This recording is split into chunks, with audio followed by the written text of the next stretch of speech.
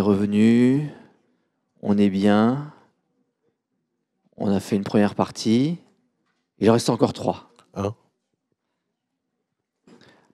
Alors je vous propose d'accueillir Thierry. Thierry que j'ai rencontré il y a quelques mois et c'est l'ami d'un de mes clients de longue date, donc les amis des amis sont nos amis. Et je vous propose donc de découvrir votre nouvel ami Thierry. Merci. Je sais pas où est vous pouvez envoyer? Ok, donc je m'appelle Thierry Daher. Je vais me présenter, c'est pour ça que j'avais demandé à Jean-Christophe de ne pas me présenter trop en détail. Et puis il y a un certain nombre de choses que je voudrais vous dire au fur et à mesure de ma présentation. Voilà. Il y avait des intervenants extrêmement intéressants ce matin qui ont parlé de l'environnement, qui ont parlé des États-Unis. Moi, je voudrais vous parler de vous au travers de moi. Donc ça, c'est simple. Si vous voulez, je vais faire en accéléré un déroulé sur ma carrière d'entrepreneur et comment je suis arrivé ici parmi vous aujourd'hui. Je vais sûrement parler assez vite parce que j'aimerais beaucoup vous dire et puis garder du temps un petit peu à la fin pour des questions ou des échanges. Donc ça, c'est une phrase que j'aime bien, elle me fait rire. C'est Pierre Dac, c'est un humoriste français du début du XXe siècle. Voilà, et il dit « La prévision est difficile, surtout quand elle concerne l'avenir ». Et en ce qui me concerne en tant qu'entrepreneur, quand j'ai commencé il y a une trentaine d'années, je pensais que j'avais tout prévu. Voilà, donc j'ai 57 ans, je m'appelle Thierry Daher, j'ai passé 27 ans de ma vie aux États-Unis, à New York. J'ai ensuite passé 4 ans en Amérique centrale pour me reposer un petit peu. Je suis rentré en France il y a à peu près 3 ans. Et je suis très heureux d'être rentré en France. Je précise parce que depuis que je suis rentré, on me dit « Oulala, le retour en France, c'est pas trop compliqué après New York et tout ». En fait, c'est canon. Voilà. Et je serai heureux d'en parler un peu plus tard si vous avez des questions à ce sujet. Donc bienvenue dans un monde VICA. VICA, c'est quoi? C'est volatile, incertain, complexe et ambigu. Alors cet acronyme, comme les Américains aiment bien en faire, c'est un acronyme qui vient de VUCA, l'équivalent aux États-Unis. Et c'est quoi? C'est l'environnement dans lequel on évolue, c'est l'environnement d'affaires, c'est le stress, c'est les réseaux sociaux, c'est la réglementation, etc., etc. Donc ça, c'est mon CV en quelques mots. Qui je suis ce qu'on peut appeler un multi-entrepreneur. Pendant mes 27 ans à New York, j'ai cofondé ou implanté et dirigé 4 startups dans le domaine de la tech. Carbone Media en 1996, qui était une entreprise de marketing digital, développement de logiciels marketing en ligne, un petit peu avant l'heure. Puis, quelques années plus tard, Barracoda, filiale d'une start-up française dans le domaine du Bluetooth industriel, encore une fois, un petit peu avant le début de la vague Bluetooth. Vanxen en 2007, au début des réseaux sociaux. Et pour finir, 3D Roder, qui est une société de réalité virtuelle que j'ai implantée en 2015. En parallèle, parce que faut quand même s'amuser un petit peu, j'ai aussi créé une société de production de films et de contenu de marque qui s'appelait Caïd Production et que j'ai renommée en 2017 Positive Solutions, USA. Après être parti de New York, j'ai passé quelques années dans les Caraïbes et là, j'ai été, comme beaucoup, surpris par le Covid et je me suis rendu compte que mes voisins n'avaient rien à manger ou très peu à manger parce que j'étais en République dominicaine, qu'ils ont fermé les frontières. C'est un pays qui tient sur le tourisme et il n'y avait plus de tourisme. Donc, on s'est regroupés, chacun faisant ce qu'il faisait de mieux. Moi, j'ai créé une vidéo virale. On a levé 150 000 € en 15 jours.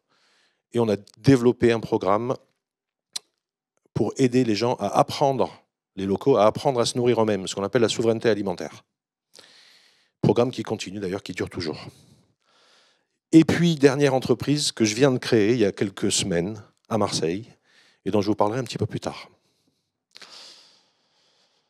Donc, je voudrais d'abord partager avec vous 2 expériences personnelles, 2 expériences d'entrepreneurs qui vont peut-être vous parler et qui m'ont personnellement amené à observer ce qui se passait à l'intérieur de moi au lieu d'observer ce qu'on me disait de ce qui se passait à l'extérieur. Et ce n'est pas venu sans douleur. Donc, certains d'entre vous connaissent peut-être l'expression américaine « from rags to riches ». Ça veut dire depuis les haillons jusqu'aux richesses. Dans mon cas, c'était plutôt « from rags to riches to rags to riches ». Donc, première entreprise que j'ai fondée, Carbon Media, en 1996. Encore une fois, on était un petit peu sur le début de la vague. On était une des premières entreprises de marketing digital à New York. J'étais tout jeune, enfin, c'était il y a 30 ans, 25. Donc, j'avais beaucoup moins de cheveux blancs. On a vécu un rêve avec mon associé. On était deux Français, lui programmeur, moi marketeur. On avait 5-6 ans d'expérience. Boum, on monte la boîte. Il me dit, viens, on fait un truc sur l'Internet. Je lui dis, c'est quoi ce machin-là? Il me dit, tu verras, c'est des ordinateurs qui se parlent et tout. Ça va cartonner. Je dis, OK. Bref, 5 ans plus tard, ou 4 ans plus tard, on est en pleine croissance. On a une croissance organique assez importante. Donc cette année-là, en 2001, on a 800% de croissance organique. On a fait rentrer Marubeni, le 5e groupe japonais, dans notre capitale. Marubeni, c'est énorme. Hein. Enfin, je ne sais plus combien ils font maintenant, mais à l'époque, c'était 80 milliards de dollars de chiffre d'affaires. Et pour la 3e année consécutive, on est lauréat du prix Deloitte New York Fast 50, les 50 entreprises avec le plus fort taux de croissance aux États-Unis. Donc ça, c'est il y a exactement 23 ans, presque au jour pour jour, fin août. Voilà, j'ai un bureau magnifique sur Park Avenue, je suis millionnaire. Je suis jeune, je suis con. Et boum! Donc ça, je n'avais pas prévu. Je crois que personne n'avait prévu. En revanche, ça a eu un impact économique local très puissant. Donc, je viens de vous dire, on avait 800% de croissance. Donc 800% de croissance, ça veut dire très consommateur de capital et en course permanente à la vente. Et donc là, du jour au lendemain, la moitié de nos clients disparaissent parce qu'ils étaient localisés dans le sud de la ville. Donc ils mettent la clé sous la porte. Et l'autre moitié nous appelle, ou on les appelle quelques jours plus tard, et nous disent désolé les gars, mais l'Internet, c'est une danseuse, c'est vachement sympa, on verra dans 6 mois, on ne sait pas ce qui va se passer. Donc mini-crise économique aux États-Unis, surtout dans la région de New York, que le gouvernement fédéral a essayé de tempérer en donnant de larges subventions sur le périmètre de l'attaque du 11 septembre. Périmètre qui s'arrêtait, qui allait du sud de Manhattan à la 23e rue, et moi mon bureau était 25e rue. Donc en 1 mois, je perds tout. Je passe de millionnaire, en tout cas sur le papier, et un compte en banque assez fourni, à plus rien. D'autant que je suis garantie personnelle sur des serveurs qu'on a achetés, et donc je dois 150 000 $ aux banques. Donc ça, première leçon quand même, grosse claque. Alors je ne veux pas noircir le tableau, je vous raconterai peut-être comment par la suite, mais ce n'est pas le sujet maintenant. Mais disons qu'1 an plus tard, à la fin de l'année 2002, j'ai réussi à rembourser les banques, j'ai monté une nouvelle entreprise, j'implante une société dans le domaine du Bluetooth, et au passage, je m'achète une maison au Brésil. Donc l'année 2002, plutôt bien meilleure que l'année 2001.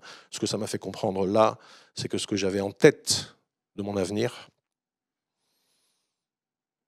a été complètement effacé, a été complètement gommé par un événement extérieur imprévisible. La deuxième histoire que je voudrais partager, c'est aussi une histoire d'implantation, enfin c'est une histoire de développement de société. Donc en 2007, je m'associe avec un groupe européen qui s'appelle le groupe Vanxen, qui est un des premiers groupes qui fait du marketing sur les réseaux sociaux. Donc 2007, on a Facebook, mais on n'a pas encore tous les réseaux en pleine expansion. Et nous, on est parmi les premiers à le faire.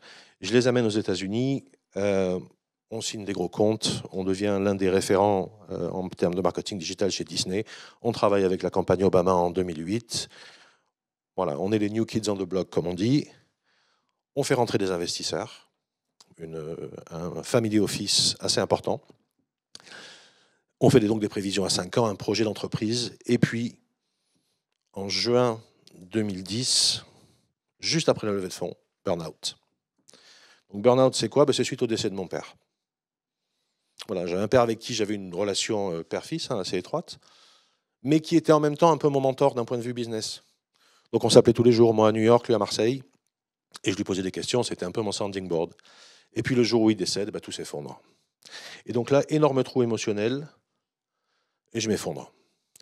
Ce qui fait que fin 2010, nous ne pouvons plus supporter la charge du travail que demandait la direction de Vincennes, et j'étais aussi patron de ma boîte de production. Donc d'un côté, je produisais pour les clients du groupe, de l'autre, je les distribuais via des campagnes. Eh ben, je m'arrête. La machine s'arrête et je me retire. Alors je fais une petite parenthèse quand même, c'est pas une trop mauvaise histoire, parce qu'il y a un happy ending. L'happy ending, il est 7 ans plus tard.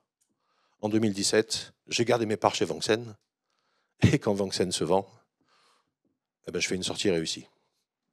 Voilà. Mais ça sera beaucoup plus tard. Donc je m'arrête une seconde sur le surtravail et choc émotionnel, c'est le burn-out. Donc qu'est-ce que ça a fait pour moi à ce moment-là? Ça m'a fait comprendre encore une fois que là, ce n'était pas un facteur extérieur, c'était un facteur extérieur qui était le surtravail, mais c'était un facteur intérieur qui était ma propre santé émotionnelle en tant que chef d'entreprise, en tant qu'entrepreneur. Et je ne m'en suis pas du tout occupé. Et à un moment donné, ça a pété.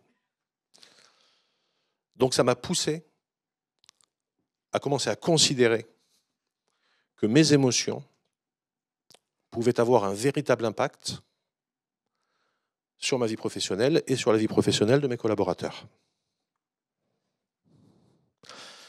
Donc à partir de là, je commence à m'intéresser à des trucs que je n'aurais pas touchés avec des pincettes avant.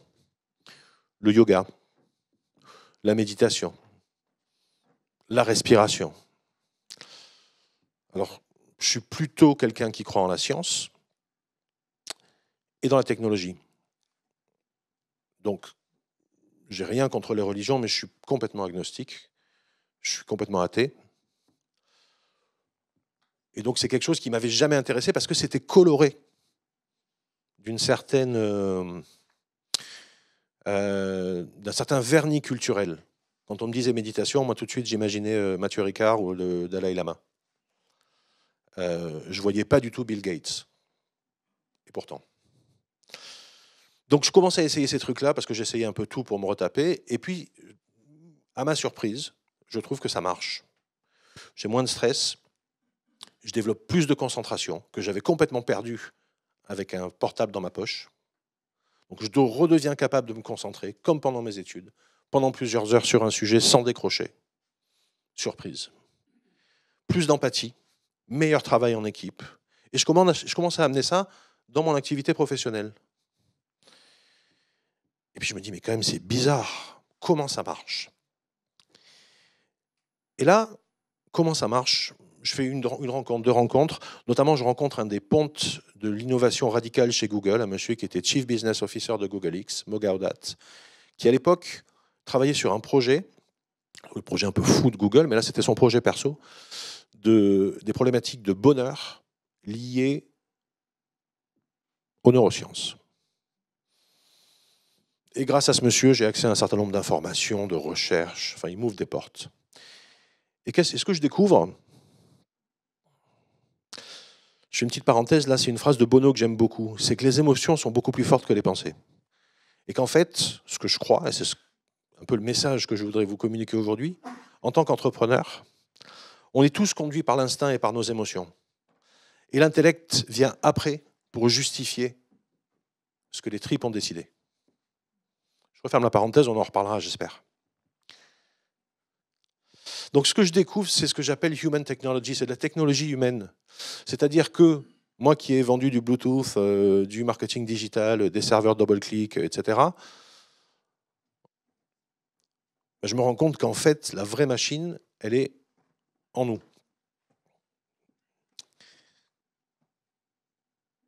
Et notamment, ce que j'appelle 2 centres de contrôle. Je vais schématiser à l'extrême, hein, on a peu de temps. 2 centres de contrôle qui ont la particularité de fonctionner en autopilote. Donc, ils fonctionnent tout seuls, si on ne les touche pas. Mais qui peuvent aussi fonctionner en commandé. C'est-à-dire, je décide de changer le fonctionnement de ce centre de contrôle. Et en même temps, autre parallèle, ces 2 centres de contrôle ont un impact direct et immédiat sur nos pensées et sur notre physiologie. Donc de quoi est-ce que je parle? Du cerveau, tout bêtement, avec ses 85 à 100 milliards de neurones, et de l'appareil respiratoire. Parce que la respiration permet un accès direct à notre système nerveux. Et on va en reparler dans quelques instants. Donc le cerveau, juste pour mettre ça en perspective, parce qu'on oublie ou on ne sait pas, ou on passe dessus, on se dit ouais, bon, c'est bon.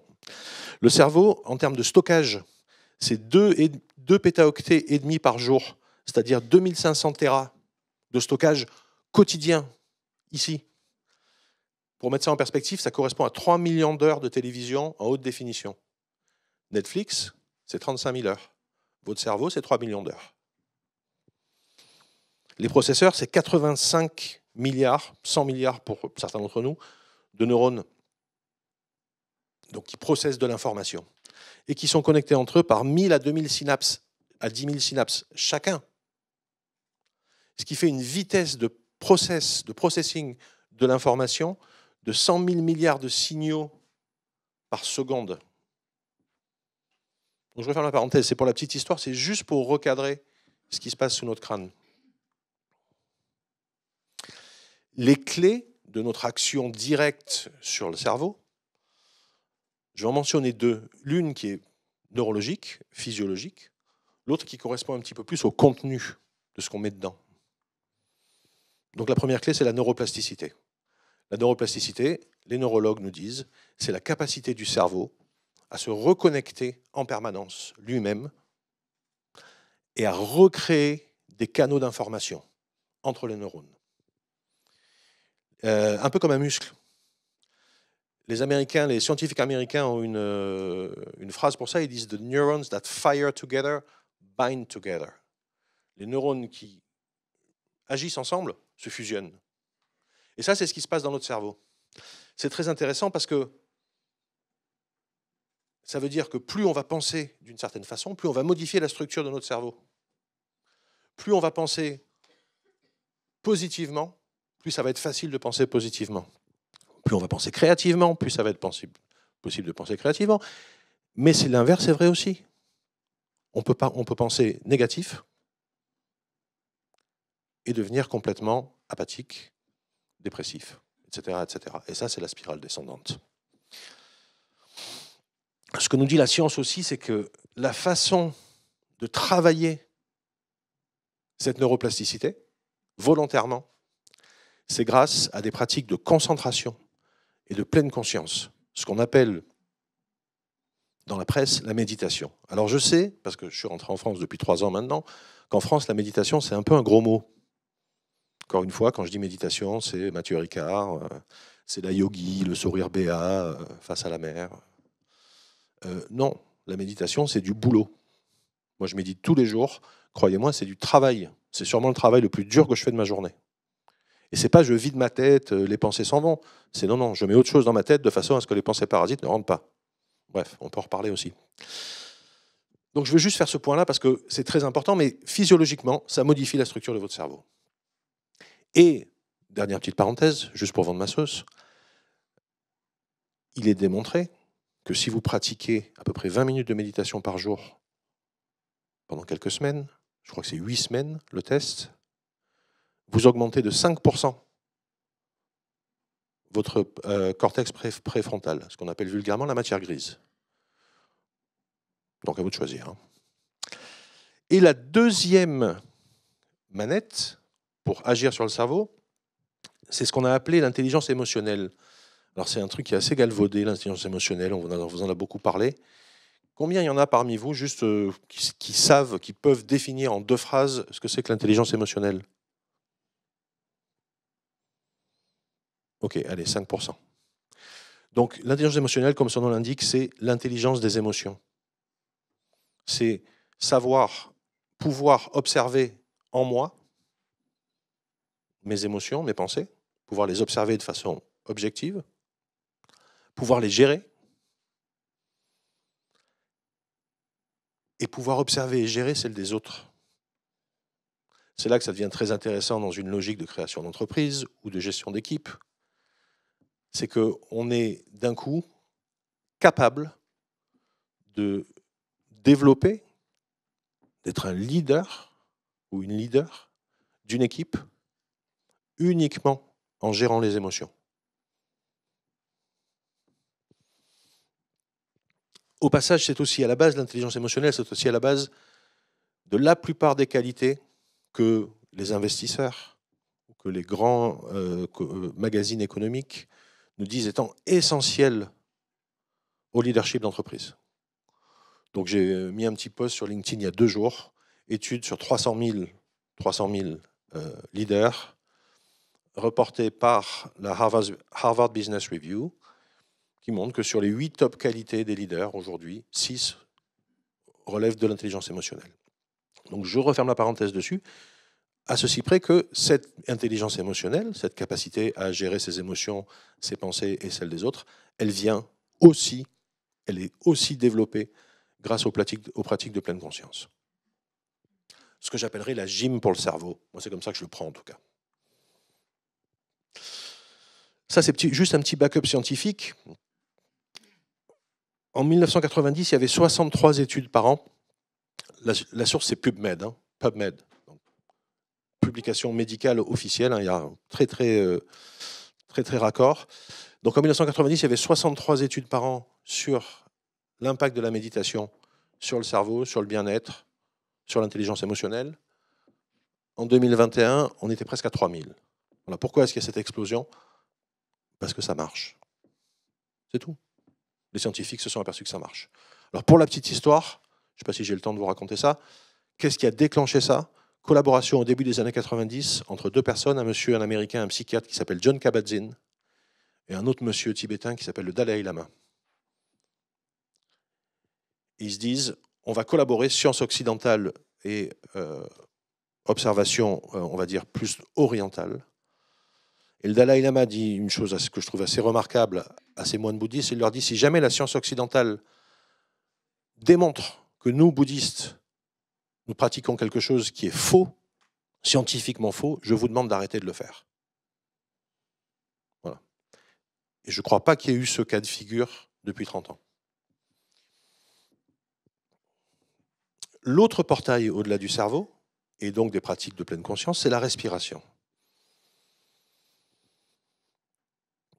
Pourquoi est-ce que la respiration est très importante? Parce que selon comment vous respirez, vous stimulez votre système nerveux de façon différente. Je ne sais pas si vous remarquez, là ça fait quelques instants que j'inspire par le nez pour me calmer. Comment ça marche? En très résumé, quand on parle notamment, mais la plupart d'entre nous parlent ou respirent par la bouche. Quand vous respirez par la bouche, vous activez le système nerveux sympathique, qui est le système nerveux de l'action, du stress, et qui vient générer la production et la régulation haute de cortisol, qui est l'hormone du stress pour le cerveau, et d'adrénaline, qui est l'hormone de l'action et du stress pour le corps. Ça, c'est la respiration buccale. La respiration nasale, c'est le frein de l'organisme. Elle active ce qu'on appelle le système nerveux parasympathique. Les deux font partie du système nerveux autonome. Système nerveux parasympathique, parce qu'elle stimule un nerf qu'on appelle le nerf vague. Le nerf vague, c'est le plus long des nerfs crâniens qui vient connecter le cerveau à l'ensemble des organes internes. Et son job, à ce nerf vague, c'est de calmer le corps. Donc tout simplement, quand j'inspire par le nez, j'active mon système nerveux parasympathique. Quand j'expire par le nez, je calme l'organisme. Donc, tout ça, c'est de la théorie, et je voudrais vous proposer un petit peu de pratique. Alors, vous inquiétez pas, je ne vais pas vous faire léviter, mais je vous propose d'expérimenter par vous-même à l'intérieur ce dont je viens de vous parler. Donc, en termes de gestion du stress, on vient de parler de la respiration. Outil très utile à la gestion du stress, respirer. Le stress, c'est quoi? Comme la plupart des émotions, d'ailleurs, c'est une réaction psychique et physique à une agression extérieure ou un stimuli extérieur qui est subi ou qui est imaginé, qui est supposé. Ce qui est très intéressant, c'est que le corps, l'organisme va réagir de la même façon si vous êtes vraiment agressé ou si vous pensez que vous allez l'être. En d'autres termes, vous allez au bureau le matin, vous vous faites agresser dans le métro, ou il y a quelqu'un qui vous rentre dedans en voiture, vous montez en stress. C'est un type de réponse. Vous arrivez au bureau, il ne s'est rien passé de tout ça. Vous pensez que parce que vous êtes en retard, votre patron va vous gueuler dessus, vous allez rater votre rendez-vous avec votre investisseur qui ne va pas vous donner l'argent dont vous avez besoin. Rien de tout ça s'est passé, vous y pensez, même réponse physiologique. Okay, comment est-ce que vous interrompez ça? Comment est-ce que vous créez un espace entre l'agression, entre le stimuli, entre la pensée et votre réaction physiologique en stimulant le nerf vague et le système nerveux autonome? Donc voilà le petit exercice que je vous propose. C'est très simple. Ça s'appelle les 3 respirations. Et comme son nom l'indique, il s'agit d'être à peu près relax pour respirer. Donc, si vous avez les bras croisés, décroisés, soyez juste à l'aise. Et je vous propose d'inspirer longuement par le nez et d'expirer longuement par le nez. Sur la première inspiration, observez les sensations de votre respiration. Donc, inspirez. Expirez. Continuez sur votre deuxième respiration. Imaginez juste que vous inspirez du calme et que vous expirez du calme. Longue inspire, longue expire. Et sur la troisième respiration, décidez de ce qui est important pour vous maintenant. Voilà.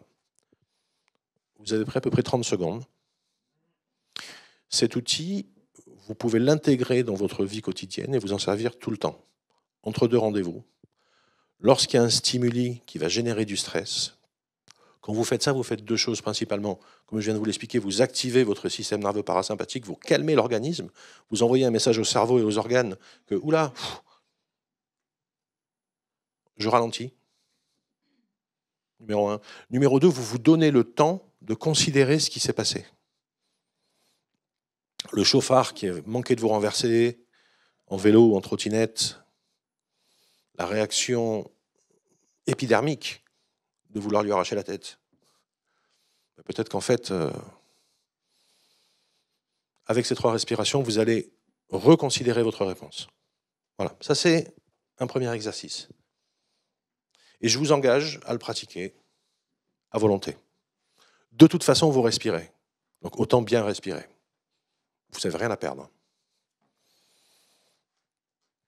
Deuxième cas pratique, la prise de décision. Qu'est-ce qui se passe dans le cerveau lors d'une prise de décision?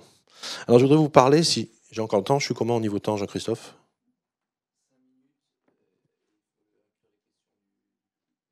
Dans les 5 minutes? Ok, bon, alors je vais quand même vous laisser 5 minutes pour les questions. Je vais juste faire ce slide, on ne fera pas cette pratique ensemble, mais si vous voulez, je vous montre plus tard, il n'y a aucun problème. Donc juste pour comprendre un petit peu comment ça fonctionne, la prise de décision, qu'est-ce qui se passe dans le cerveau lors d'une prise de décision? Il y a un monsieur qui s'appelle, moi j'ai fait une petite typo là, le docteur Antonio Damasio, qui est un neuroscientifique de USC, University of Southern California, qui a découvert un truc. Il avait un client, un avocat d'affaires très connu et très puissant, très riche, qui a eu un accident. Il a fallu l'opérer du cerveau. Et pendant la procédure chirurgicale, sans s'en rendre compte, ils ne savaient pas à quoi ça servait, ils ont rompu la connexion entre le cortex préfrontal, c'est-à-dire le centre de la logique, de l'intelligence, ce qui se passe là, c'est là que vous raisonnez, et le centre des émotions, le cerveau limbique. Quelques semaines se passent, ce monsieur sort de l'hôpital, il a récupéré toutes ses capacités cognitives, il pense, il analyse. Seulement quelques mois plus tard, il perd son job. Sa femme le quitte. Il retourne voir Damasio, il lui dit « Docteur, il y a un problème là, qu'est-ce qui m'est arrivé ?» Et Damasio cherche, et il se rend compte qu'en fait, le monsieur en question ne peut plus prendre de décision. Et il commence à tirer ce fil. Je vous passe les détails, quelques années plus tard, plusieurs douzaines d'études plus tard, ils se rendent compte qu'en fait, c'est la connexion entre le cortex, le centre de l'intelligence, et le limbique, le centre des émotions, qui fait qu'on peut prendre une décision. Et donc on se rend compte à partir de là de l'importance de l'émotionnel dans la prise de décision. Dernière chose, c'est qu'en fait, cette relation entre les 2 parties du cerveau, elle fonctionne de mieux en mieux, encore une fois, grâce aux pratiques de pleine conscience qui permettent d'accroître la bande passante entre les 2. Voilà. Donc, je m'arrête là. Je voulais faire encore un petit exercice et encore vous dire 2-3 trucs, mais voilà, on a peu de temps. Si vous avez des questions, je serai enchanté d'y répondre.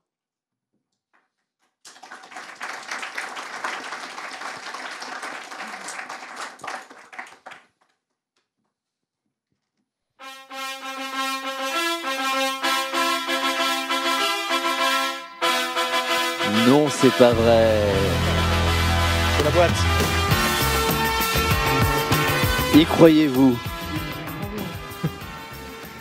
Bonjour, merci pour votre intervention, c'était très très intéressant.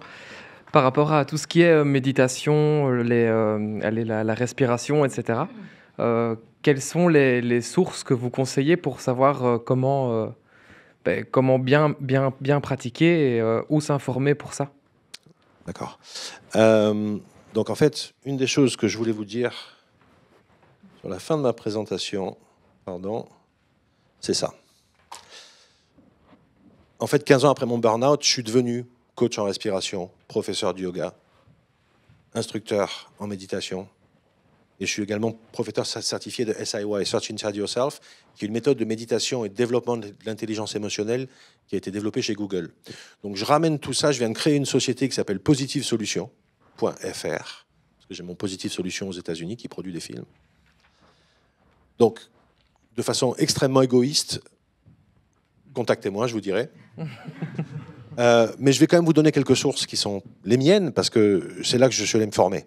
Il y a une école de respiration à Annecy qui s'appelle la Breathing Academy, qui a été créée par un monsieur qui s'appelle Breathing Academy à Annecy. Elle est ici, là. Qui a été créée par un monsieur qui s'appelle Stephen Johnson, qui est un type absolument extraordinaire. Voilà. Et il forme des coachs en respiration. Donc moi, j'ai fait ça il y a 2 ans. Là, je vais faire une formation avancée pour la respiration. Stephen Johnson, Breathing Academy, top. Pour la méditation, j'aurais tendance à dire, moi, j'ai développé une méthode qui est basée sur les neurosciences, qui est complètement laïque, parce que perso, je supporte pas, enfin pas que je supporte pas, mais je suis dubitatif quand il y a un religieux, qui soit bouddhiste ou catho ou musulman, qui vient m'expliquer qu'il a la connexion...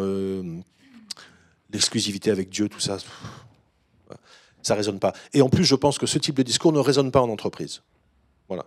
Donc, moi, j'ai une approche qui est basée sur les neurosciences, sur le fonctionnement du cerveau, sur la pratique, exactement comme la gym.